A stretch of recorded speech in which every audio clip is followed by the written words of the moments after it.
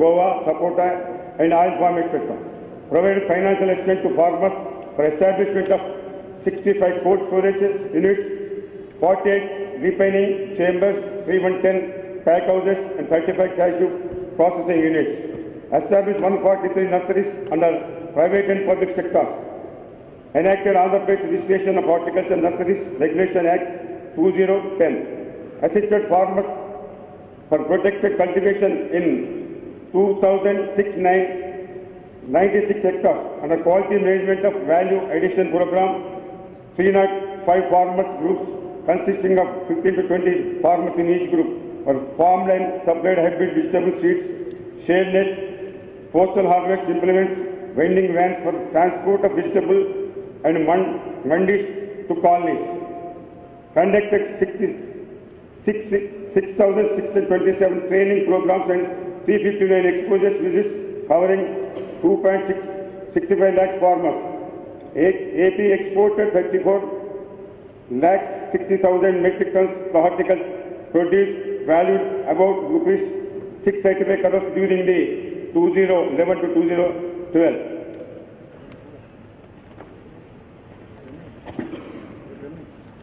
To take up special oil palm area expansion program in 18,000 hectares with a financial outlay rupees 57.75 crores. To take up various horticultural programs like area expansion, the supply of hybrid vegetable seeds, pandals, valleys, urban vegetable, millikers under RKVY with the financial outlay rupees 35.16 crores.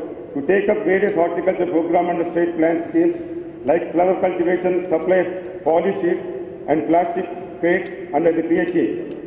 Training to farmers biofence with the financial outlay of rupees 8.43 crores. Finally, the Department of Horticulture, Government of Andhra Pradesh is very glad to participate in World Agriculture Forum in Hyderabad, showcasing its progress and sharing its experience with participants and delegates attending the World Agriculture Forum. I hope that this forum will be focused on the issue of which will benefit farmers, especially from remote rural areas and also common man. I wish to farmers with participate World Agriculture Forum take an advantage latest technology displayed in stalls of the deliberation made in the meet. Thank you for one and all.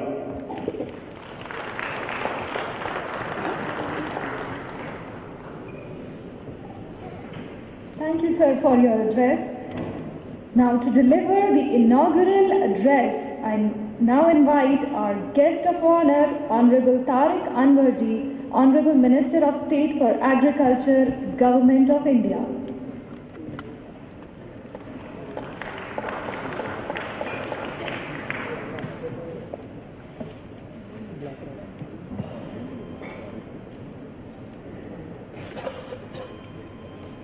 Chief guest of this World Agriculture Forum Congress, Honorable Chief Minister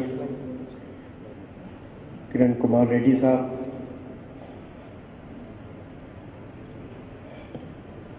Honorable James Bolger, Chairman of the World Agriculture Forum Advisory Board, former Prime Minister of New Zealand,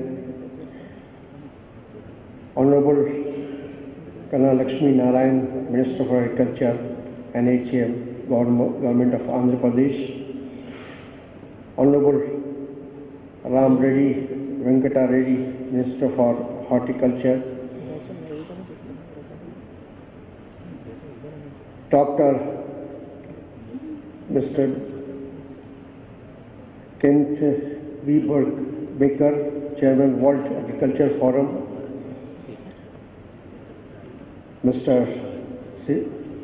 P.K. Mahanti, other dignitaries sitting of the dais, distinguished guests from the field of agriculture, business, scientific community, and my dear friends. The Government of Andhra Pradesh and World Agriculture Forum have come together to organize this Congress on reshaping agriculture for a substantial future. I would compliment them for organizing this Congress on a topic which is of a significant relevance to policymakers, farmers and citizens alike. Indian agriculture faces a number of serious challenges like shrinking land, depleting water resources and inefficient water use, adverse impact of climate change, ineffective management of energy resources, shortage of farm labor, poor and inefficient market infrastructure, lack of access to appropriate technology, increasing costs and uncertainties of domestic and international markets. The biggest challenge which the country would be facing in the coming years shall be how to ensure food security in face of constantly growing population. It is estimated that Indian population shall be 1.53 billion, thus exceeding China's population by 2030 as against 1.2 billion presently. The country would need much higher food production not only to cater the higher population but also to meet much higher per capita demand due to higher expected levels of income in years to come. It is important for scarce natural resources to be utilized judiciously for their sustainability. Water is a scarce natural resource which is a fundamental to life, livelihood and food security and a sustainable development. In India, canal water and the groundwater are the major sources of irrigation. During the last 2-3 decades, there has been practically no scope to further increase the canal water irrigated area. In fact, there has been a declining trend in the canal water irrigated area. As opposed to this, the contribution from groundwater to the total irrigation area has increased substantially from 29% in 1950-51 to 59% in 2005-6. Promotion of modern techniques such as a micro irrigation, watershed management, rainwater harvesting and groundwater recharging are vital in utilizing the existing resources, conserving the electrical energy needed for groundwater irrigation and expanding the irrigation system in a viable manner. It is estimated that climate change in India can result in the reduction of agricultural yield in the medium terms from 2010 to 2039 up to 4.5 to 9% if the impact is not mitigated. Under the National Mission for Sustainable Agricultural, steps are being taken to mitigate the impact of climate change among the various areas in which intervention are being planned include improved crop seeds, livestock and fish culture, water efficiency, pesticides management, nutrient management, agriculture insurance, market access and livelihood diversification. Indian Council for Agriculture Research, ICAR, has also initiated a network project on National Initiative on Climate Resilient Agriculture in February 2011, aiming at the enhancing resilience of Indian agriculture through strategic research, technology demonstration and capacity building. Another important area of focus is biotechnology. Biotechnology is expected to play a major role in improving productivity. There is need for a healthy scientific debate on the whole topic since it has been quite contentious not only in India but across the world, with a strong opinion being expressed on both sides of the debate. The Technical Experts Committee appointed by the Supreme Court on this subject. In nutshell, what is needed is the robust regulatory system which has scientifically established mechanism for valuation of GM crops so that all the issues raised on this matter can be put to the rest. On this issue, I would like to repeat the request made by the Honorable President of India, wherein he had exhorted the scientific community and ICR to contribute to the public discourse and provide clarity on this sensitive issue. Development of GM crops is a time-taking exercise which requires tremendous investment and research. It cannot be denied that a strong patent regime is important for sustaining required incentive for the investment in biotech research. But at the same time, I would also request the companies to be judicious in the pricing of their product. They should always keep in mind that long-term interest of the consumer is in their interest too. The matter related to pricing of seeds as it played out in the state of Andhra Pradesh recently is case in point. Let me now come to one aspect of agriculture which in my opinion has the potential to change the face of Indian agriculture quite significantly. This is the issue of contract farming. One opinion which is often expressed is that the second green revolution has to be market driven. For this to happen, the market has to be able to provide a good price to the agriculture produce, and for this to happen, the produce has to be processed so that value could be added and the farmers get a better price. Contract farming and value addition of the Indian food through food processing would play a major role in improving agricultural productivity as well as providing economic return for agricultural produce. The Indian farmer, because of his social economic reasons, require a much higher degree of land holding than what can be provided through the government machinery. Government extension programs normally consist of crop demonstration and seminars which are not able to serve the purpose. Contract farming can provide the close hand holding regarding seed selection, seed treatment, soil testing, fertilizers, pest management and income support through procurement which government programs cannot possibly provide. I have recently read reports and newspaper where it has been reported that the companies have decided to expand their operation under contract farming. This is a welcome step. In the end, I can only say that the use of better technologies can help us to achieve our primary goal of food security even if availability of land water is kept constant. We just need to use these resources more judiciously. I am sure the deliberation at this Congress shall throw up new ideas on how to achieve our goal of sustainable agriculture. In the last, I congratulate Government of Andhra for holding this Congress in Andhra Pradesh. Thank you very much. Jai Hind.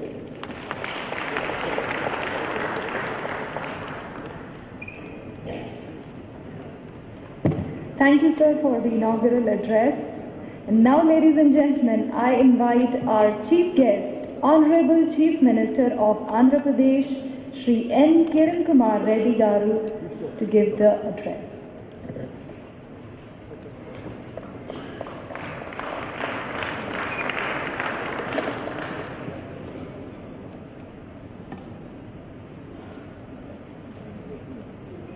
Mr.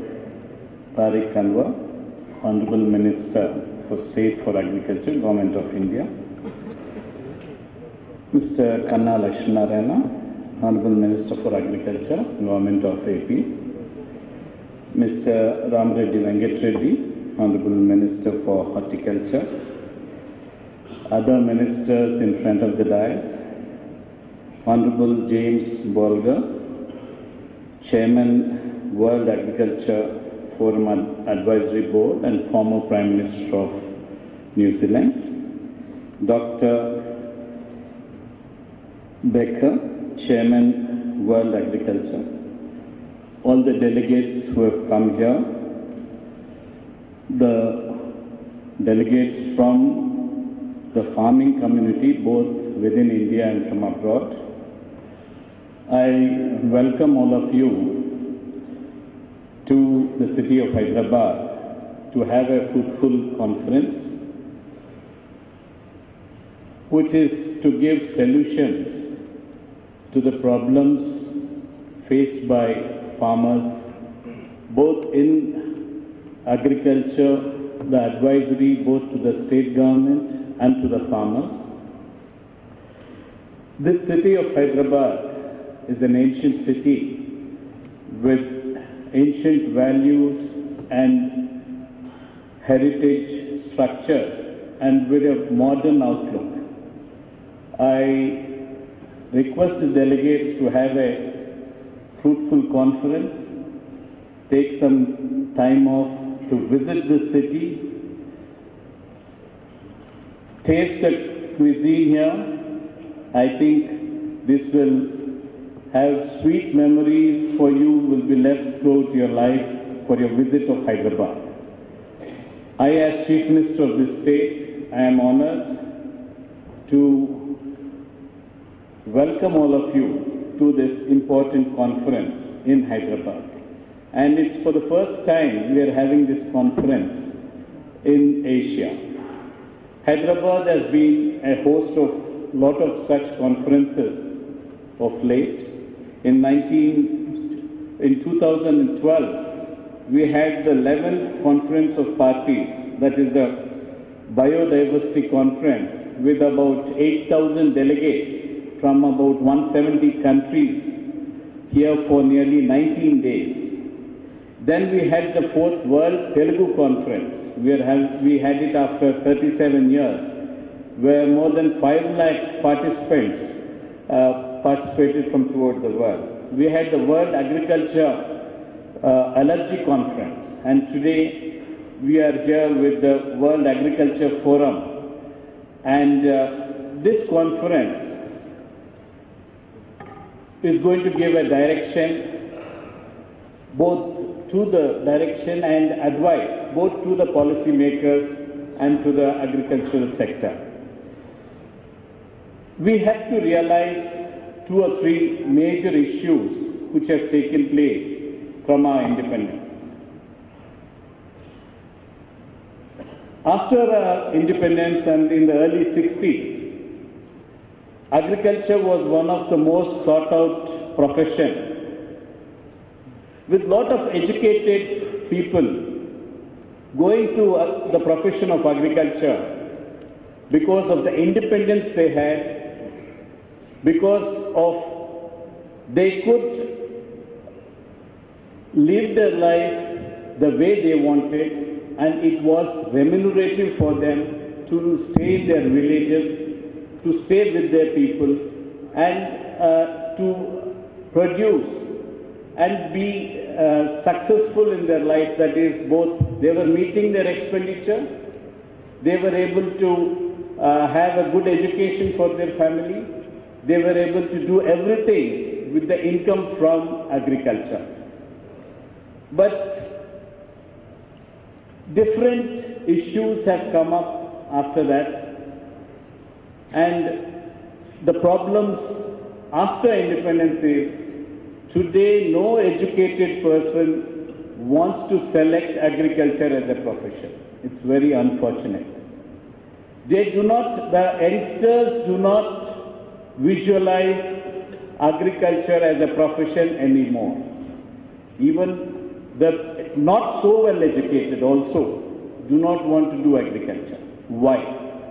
What is the reason for this to come not only in India, not only in Andhra Pradesh, throughout the world?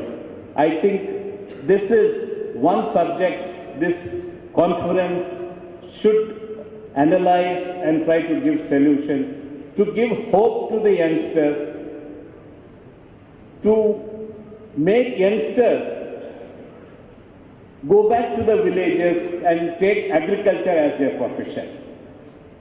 What is the biggest challenge which these farmers or agriculturists are facing? The biggest challenge they are facing is the holdings is very less in India. Unfortunately, the holdings it was 2.3 hectares per holding has come down to 1.3 hectares per holding. It is because of the population and because of growth in their families. The units have come down. The people depending on agriculture also have come down, but remunerative prices are not there. Out of the 1.32 million land holdings in the country, we have got about 13 million land holdings in Andhra Pradesh. The basic problem about agriculture is the investment by the farmer. It is much better today, but the investment which the farmer had to put in agriculture, he had to pay very high interest. Earlier on it was the money lenders. Then after nationalization of banks, in the initial stages banks helped us a little, but now they are much better. I'll go into the details a little later on. The expenditure on agriculture has increased tremendously with the prices of seed, prices of fertilizer, prices of labor going up very high. The farmer getting less remunerative prices. We are only talking of minimum support price, but we are not talking of remunerative price or the expenditure. At least the farmer should get his expenditure. I think that is what this forum should discuss about. And continuous natural calamities, in one way drought, in the other way we have got cyclones, irregular rains, less water, more water, less power. All these are some of the problems which the farmer is facing today. Once there is a calamity, there is not enough relief both by the central government and the state government. We are giving something called input subsidy, which is not enough for the farmer, or it is not the expenditure he has put on his lands. Although we have increased quite a lot, but still more has to be done. The insurance which the farmer gets is not sufficient, it is not scientific.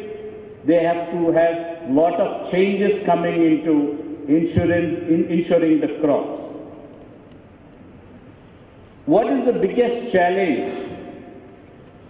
Why youngsters are not coming to agriculture? I think there is no fixed salary or fixed income which the farmer is getting.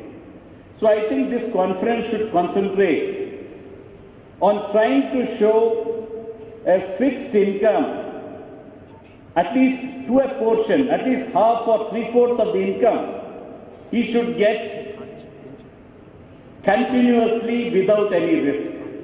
The other 1/4 income, it could be due to the crop, or it could be because it could change by the price or production or other things. So what is that agriculturists should concentrate on? It is the allied fields. It is the poultry, it is the dairy, it is the fisheries, it is the sheep raiding. All these things should be comprehensive with agriculture, including horticulture. Apart from this, for the produce we produce, the farmer produces, is he getting remunerative prices? One, is he able to market 100% of his produce? How much portion of his produce he is not able to sell due to lack of technology or due to lack of the material getting spoiled, the vegetables or fruits getting spoiled. Is there enough go-down space, or how much go-down space in cold storages should be provided to the farming sector? The food processing, all this is what is required to be discussed, and solutions should be shown and government should follow. It is an end-to-end solution has to be given to the agriculturists.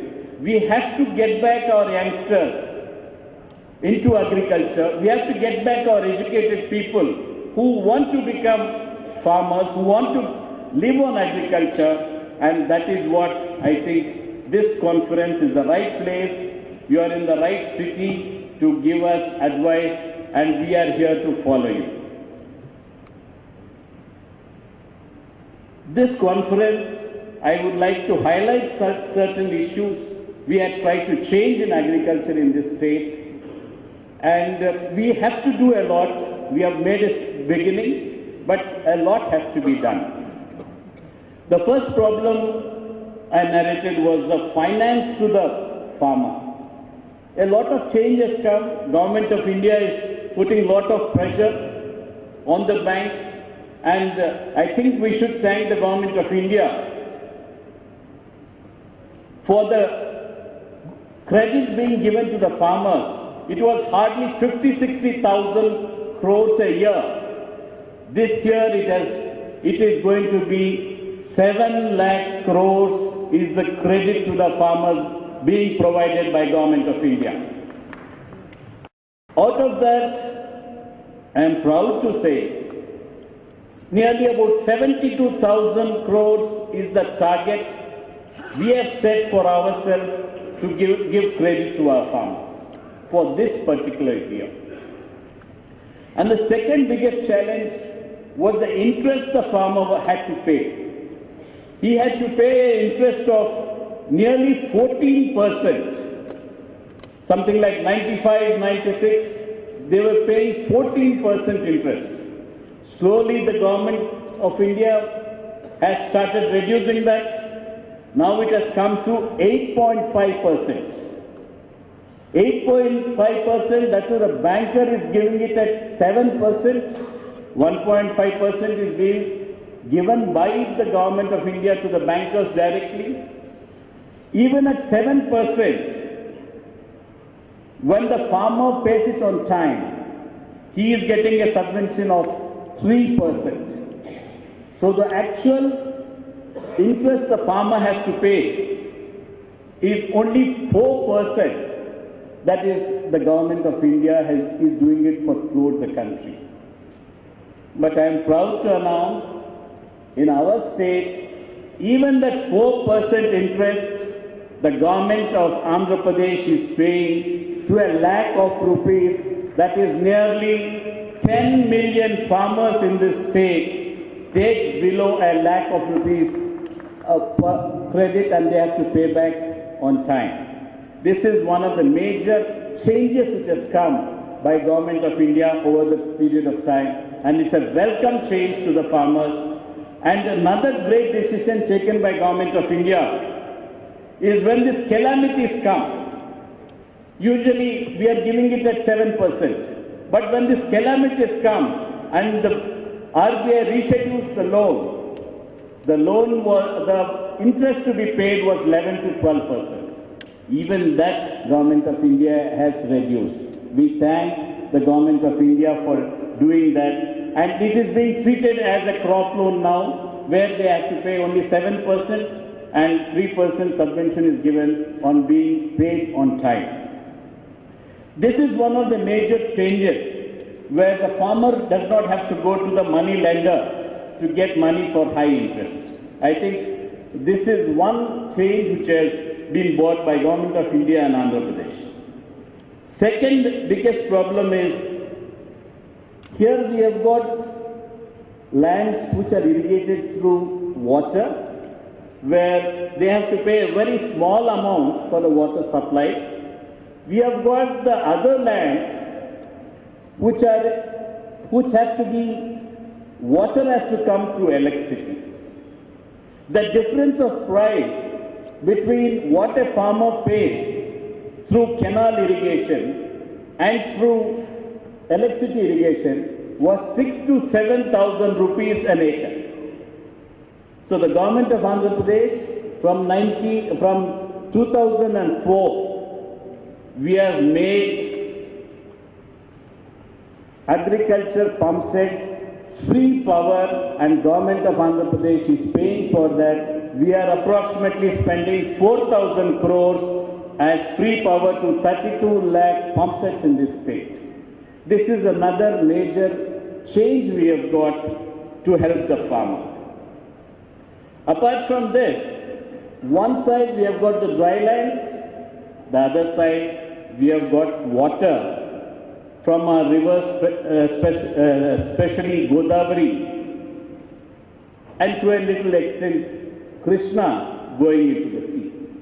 Approximately 2,000 to 3,000 TMC of water goes into the sea without being utilized. The potential for the farmers to use this water, especially to dry areas where we have got about 2.5 lakh, 3 lakh acres of dry land, and on the other side we have got this water going into the sea.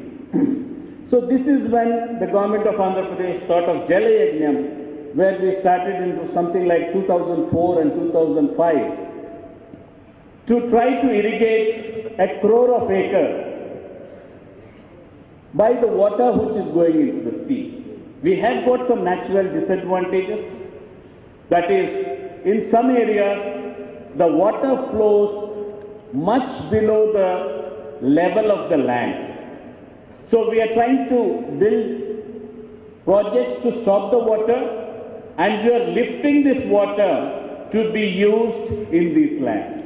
So although it's costlier because of the electricity expenditure, agriculture can be only viable when we have assured source of water. This can be met, and this is what we are trying to do. We are trying to irrigate, that is about 10 million acres in about, we have taken a span of about 7 years. We have already started irrigating about 2 million acres, another 3 million by 2014-15 is going to come into irrigation. Other projects will take another 3-4 years to complete, and this will be one of the biggest programs in the country where nearly 1 crore of acres is going to come into cultivation. And we are spending about 10,000 crores every year in the budget to finish these projects. So these are some of the initiatives we have taken, and these are some of the basic subsidies. Government of India is giving a big subsidy in fertilizer, but the prices have gone up. This is another disadvantage the farmer is having. Government of India in I think around about 2008 or 9, waived about 65,000 crores which the farmers had to pay. It was a one-time waiver by Government of India. We, the state of Andhra Pradesh, got a benefit of 11,500 crores because of that. So these are some of the initiatives taken by us. We have taken another initiative in this state, which is called the Sagu Raitu Rakshana Hastam. This is for the tenant, person who has taken the land on tenant. All the credit should go to him, credit from the bank. The fertilizer and seed should go to him. All the incentives given by the government should be given to this tenant farmer. So we are trying to give bank loans to this tenant farmer who takes the land for a year. And if any input subsidy or insurance comes, it has to be given to this tenant farmer. Because Otherwise, all the benefits the landlord is taking, the landowner is taking, and the person who tills the land is not getting anything. This is an experiment we have started. Unfortunately, it is not doing well. It has to be done better. We have to implement it better than what we are doing now. We are trying to give about 2,000 crores credit to this Sagu Raitu Rakshana Hastam program, where the tenant farmer gets the loan from the bank. Even in relief, input subsidy, they were giving about 4,000 rupees per hectare for the loss to the farmer for paddy and other things. In this state, they have made it to 10,000. That is not enough. More has to be given. But even though the farmer spends 25,000 to 30,000, we are trying to give this input subsidy of 10,000. So I think Government of India should think of relief, think when the farmer is in distress, especially when there are calamities, to increase this input subsidy, this relief to the farmer to a bigger extent, and that is how we can make the loss of the farmer, at least he should get back his expenditure. That is what we are trying to do. In a big way, because of the NREGS program here, that is, the farm labor gets some work and he is getting approximately about 130 or 140 rupees per day. The labor who comes to the agriculture, their wages has gone up. So farmer today is looking at farm mechanization to a large extent, and this state we are trying to provide subsidy to the mechanization program, where we give 50% of subsidy to the, if it is a cooperative or it is a society, or 30% to individuals for any farm mechanization he wants to do. These are certain things. We have started another program called Indra Jalaprabha, where the dry lands given to the poor people from a very long time, they do not have agricultural water or facility. So we are giving them drip irrigation with a bore and with all facilities so that they can cultivate their lands without any problem. And last but not the least, it is the godown facilities, the cold storages, and trying to stop the material from rotting. Unless we are able to sell our 100% produce which the farmer makes and he gets a sizable number, it is very difficult for them to survive. And the basic problem, another problem we have got is the middleman between the farmer and the market. In the market, the produce is very high. For the farmer, the rate is less. So trying to remove this level of middlemen for the farmer to market his produce directly and getting most of the portion which the third or fourth or fifth person in between is taking is one of the most important challenges we have to do. I thank the organizers for inviting me to this function, to this World Agriculture Forum, and I hope the deliberations go on well and you give us advice to the state government and to our farmers so that it is both remunerative to the farmer and a hope to the youngsters that agriculture is a good profession. You are to look at agriculture as a profession, and I think I will end it with one quote by Gandhiji when he said, "There is enough in the world for man's need, but not for man's greed." Thank you very much.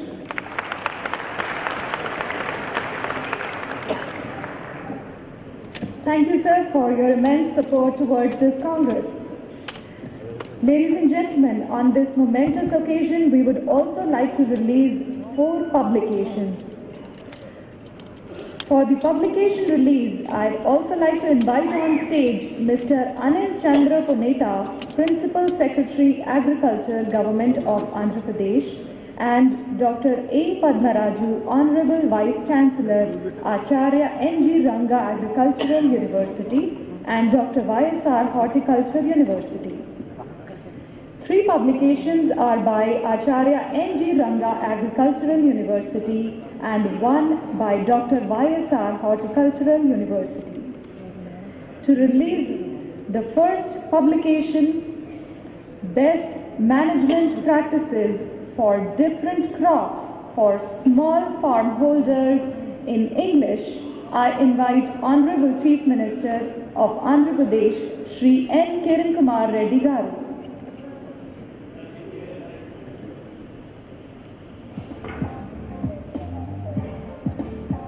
To release the second publication, Best Management Practices for Different Crops for Small Farm Holders in Telugu, I invite Honorable Minister of State for Agriculture, Government of India, Shri Tariq Anwarji.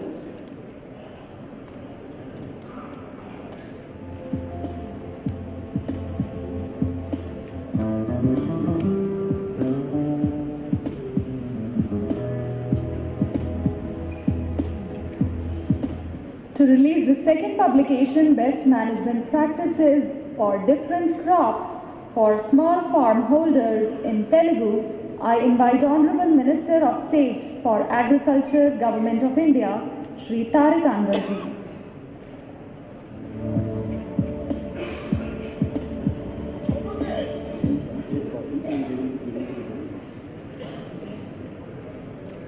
Ladies and gentlemen, we have sufficient copies.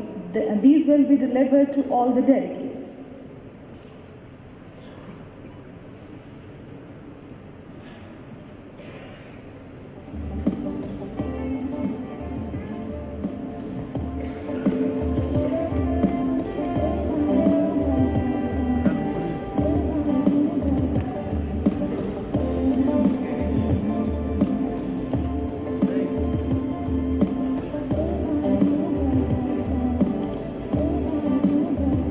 To release the third publication, special issue of Agriculture magazine in Telugu, I invite Honorable Minister for Agriculture and ATM, Government of Andhra Pradesh, Shri Kanna Lakshmi Narayana Garu.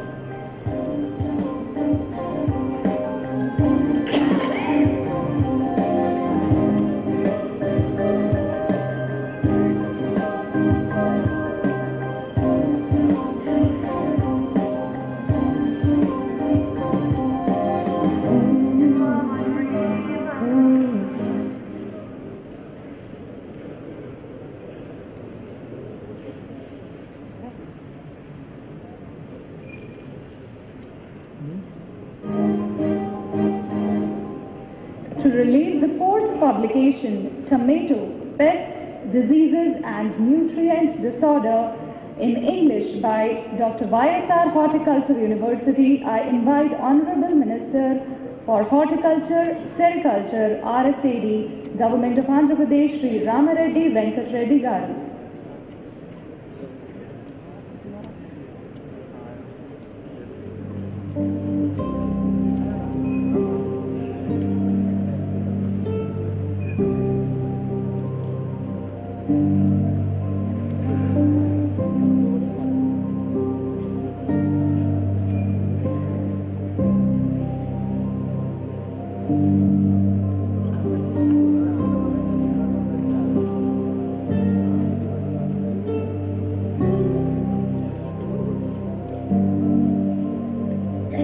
Thank you, sir. Thank you very much.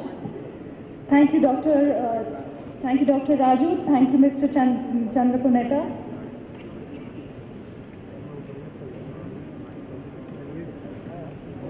Thank you, Mr. Puneta. Now, I request Shri Kanna Lakshmi Narayana, Honorable Minister for Agriculture and ATM, Government of Andhra Pradesh, to present our distinguished guests with a token of appreciation.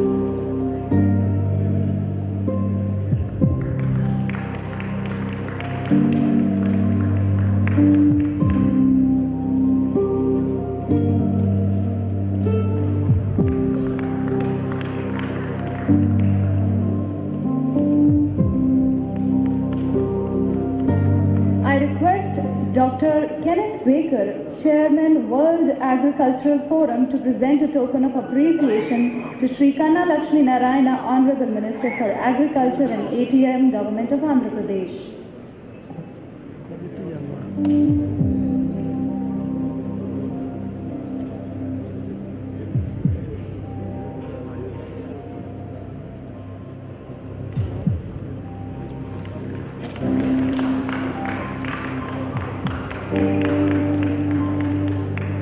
Thank you, sir. Ladies and gentlemen, I request you all to kindly stand for the national anthem of India.